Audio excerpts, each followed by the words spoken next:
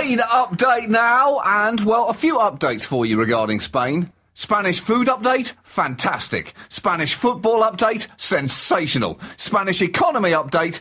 Totally f***ed. I mean, turbo f***ed, Andy. Muchos f***ed. Now, Spain this week was forced to ask for a bailout as its economy threatened to pull a wide-brimmed hat over its eyes and take a permanent siesta.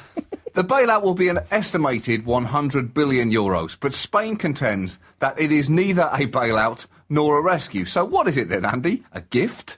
A banking error in their favour? What would they call someone giving them 100 billion euros?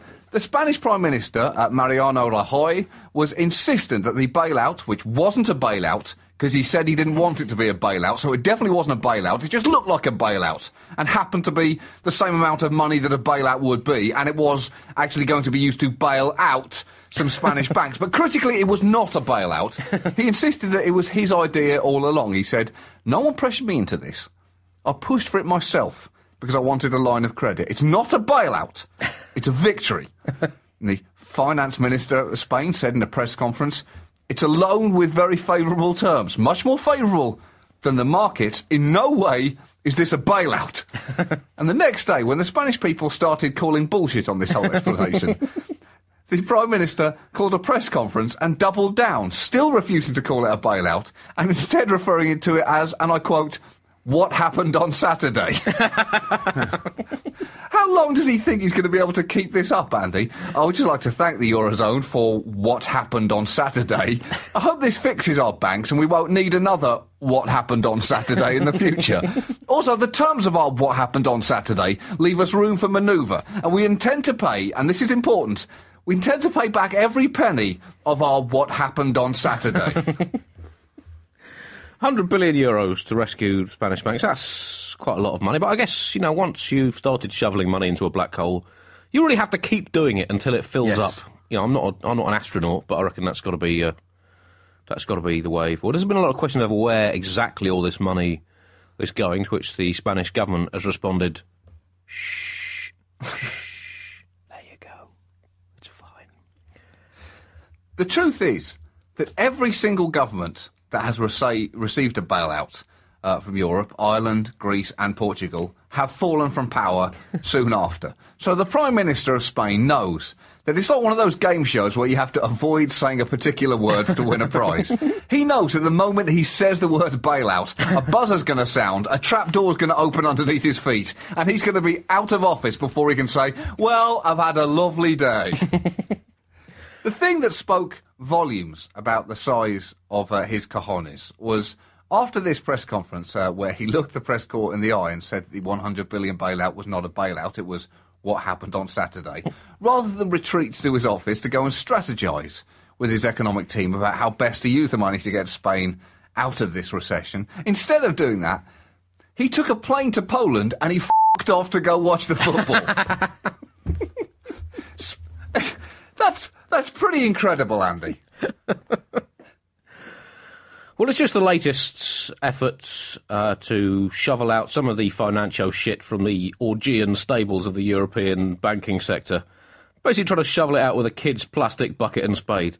And the problem is the feeling persists, John, that even if Hercules could clean all the horseshit from these particular Augean stables, all he would find underneath is some stables made of horseshit and a load of horses, cryptic crosswords tucked under their forelegs, looking a bit pained in the stomach and neighing, "Oh, that's gone right through me. Excuse me, maybe sometime."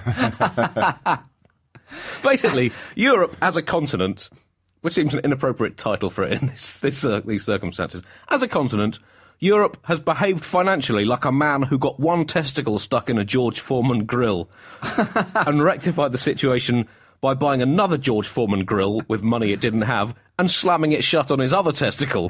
So at least he looked vaguely symmetrical before saying, "Help, help, I really need your help. Lend me some money so I can buy a George Foreman grill to put my penis in." Andy, I don't think I've ever understood the complications of what's happening in Europe's economy better than after that sentence. You may have just stumbled on the most incredible economic analysis that's been written over the last 5 years. Oh, dear. Spain is in real trouble. They're in their second deep recession and have an unemployment rate of 24% for the adult population and more than 50% for the under 25. So it may well be that this bailout is not nearly enough anyway, especially as Greece is holding more elections this weekend. And if they elect as an anti-austerity government, Europe could yet unleash its panic tornado again. Some members of the Eurozone think that the only way to shore it up is to draw the countries closer together so it operates more like one big country with a single set of rules and regulations than just a collection of countries. Basically, buying one enormous George Foreman grill that we can slam down on all our testicles. And a journalist wrote this week that would mean the collective debt being shared by everybody, so the weak are shielded and backed up by the strong. A bit like adding your teenage offspring to your car insurance rather than making them apply for their own. The problem with adding these troubled countries to your car insurance, Andy, is that you know that Greece are going to be asleep in the back of their car, Italy is going to be banging its girlfriend in the back of its car, and Spain is going to have its car roof caved in by a donkey that's just been thrown from a clock tower. It's a high-risk strategy. The truth is, it may well get to the point where Europe is forced to realise that it is more economically viable as a continent when we're all at war with each other than when we're all cooperating. This, I thought, really kind of epitomised basically what is going on and the way things work. It was from a report on this story by Reuters, who said Spain will have to play the right cards at the right time. And that really leaves you in no doubt as to what is going on here. This is not economics, John. This is high-stakes poker. And the cards are loaded. They might as well have said Spain will have to guess the right number, or at least get red or black right, spin the wheel, and hope to f***ing God it doesn't end up being beaten to a pulp at the back of the casino by the casino owner's hired goons.